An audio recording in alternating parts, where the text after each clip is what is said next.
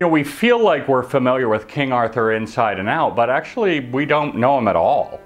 For example, most people don't know the real origin story of Merlin, and I didn't know it, even though I've seen Excalibur and Camelot and, you know King Arthur. And this is the story I tell in the first book in the series to get it all going. And the story is that the devil wanted to create a man on earth that could lead people into temptation. And so he impregnated this human woman, but he really picked the wrong woman because she was very strong and moral.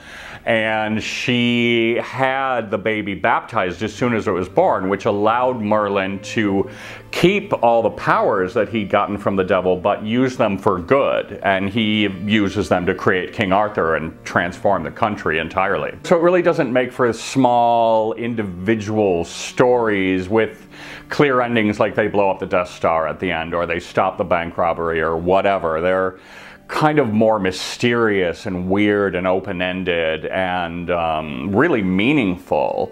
And so I thought, wow, you could write this really interesting series of novels that would keep the old legends unchanged, but just add in the emotion and psychology and develop the characters and give it a shape. So you can know that when you're reading one of my novels or listening to the audiobook or the podcast, which is a free serial of the series, that you're learning the real legends of King Arthur from 800 years ago and not some modern made-up BS.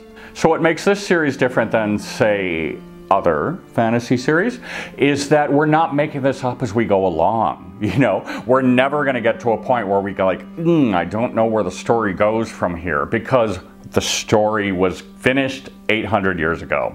So even from the first book, we're building toward a very definite ending. And story threads that we're laying in now will bear fruit 20 or 40 books down the line.